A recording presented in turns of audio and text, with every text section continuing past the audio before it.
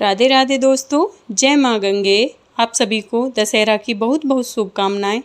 और आज हम सुनाएंगे गंगा दशहरा की वह पावन कथा जिसे सुनने मात्र से मनुष्य के सारे पाप नष्ट हो जाते हैं। कहा जाता है कि इसी दिन माँ गंगा स्वर्गलोक से पृथ्वी पर अवतरित हुई थी।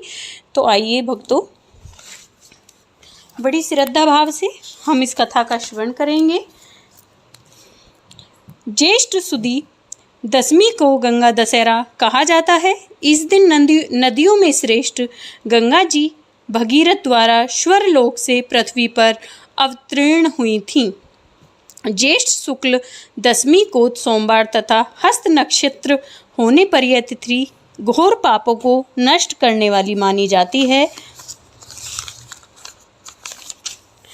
हस्त नक्षत्र में बुधवार के दिन गंगा अवतरण हुआ था, इसलिए यह तिथि अधिक महत्वपूर्ण है।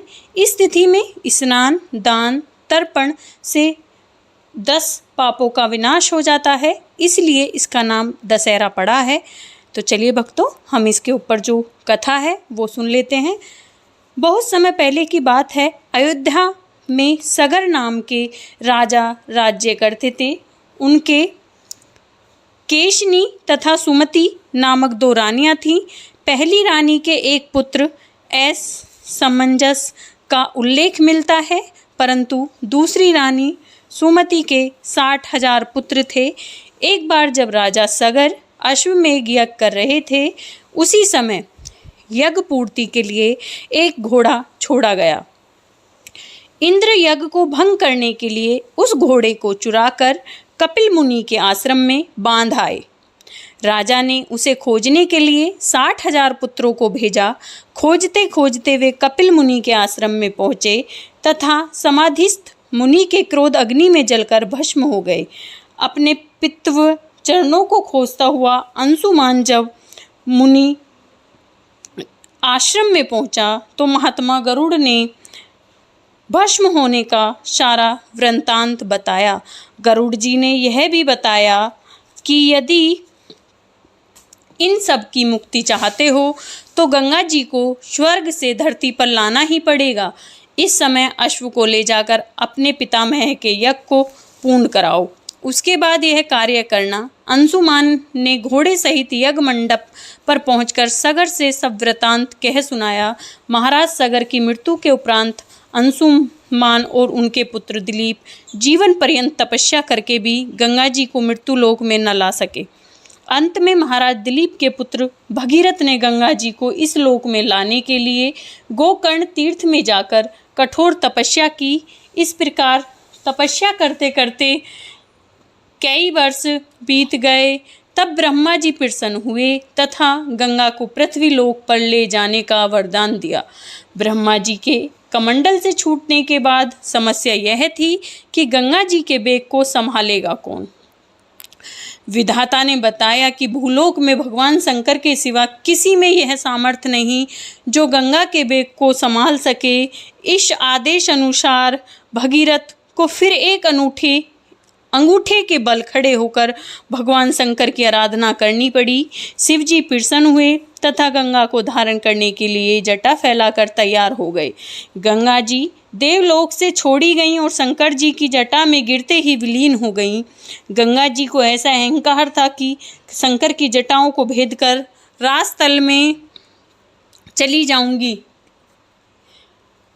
गंगा जी शंकर जी की जटाओं में कई वर्षों तक भ्रमण करती रहीं, लेकिन निकलने को उन्हें कहीं मार्ग ही नहीं मिला। भगीरथ के पुण्य अनुनय विनय करने पर नंदीश्वर ने प्रसन्न होकर हिमालय में ब्रह्मा जी द्वारा निर्मित बिंदुसार में गंगा को छोड़ा। उस समय इनकी 7 धाराएं हो गईं। आगे आगे भगीरथ दिव्य रथ पर चल रहे थे, पीछे पीछे 7वीं धारा गंगा जी। धरातल पर गंगा जी के आते ही हाहाकार मच गया। जिस रास्ते में गंगा जी जा रही थी उसी मार्ग में ऋषिराज जनहू का आश्रम तथा तपस्या स्थल पड़ता था। तपस्या आदि में विधन समझकर वे गंगा जी को पी गए। फिर देवताओं के अनुनय विनय तथा प्रार्थना करने पर उन्हें पुण्य जांग से निकाल दिया। तभी से यह जनहू पुत्री या जानवी कहलाई। इस प्रकार अनेक स्थानों पर तरण तारण करती जाह्नवी ने कपिल मुनि के आश्रम में पहुंचकर सगर के 60,000 पुत्रों के भस्मावशेष को तार कर मुक्त किया। उसी समय ब्रह्मा जी ने प्रकट होकर भगीरथ के कठिन तप तथा सागर के 60,000 पुत्रों के अमर होने का वर दिया। तदंतर यह घोषित किया कि तुम्हारे ही नाम पर गंगा जी का नाम भागीरथी होगा। अब तुम अयोध्या में जाकर राजकाज संभालोगे। ऐसा कहकर ब्रह्मा जी अंतर्धान हो गए। इस वरदान से भगीरथ जी पुत्र लाभ तथा सुख पूर्वक राज्य भोग कर परलोक चले गए। तो भक्तों, इस प्रकार हमारी धरती पर मतलब कि मृत्यु लोक पर गंगा जी का अवतरण हुआ। इसीलिए इसी खुशी में हम ज्येष्ठ मास के दशमी को हम दशहरा मनाते हैं। तो भक्तों, आपको मेरी कथा अच्छी लगी हो तो प्लीज़ लाइक, शेयर और सब्सक्राइब अवश्य करें। और आपकी लाइक और शेयर करने से मुझे बस मोटिवेशन मिलता है। और आप सब कमेंट बॉक्स में जय माँ गंगे अवश्य लिखें। Thanks for watching.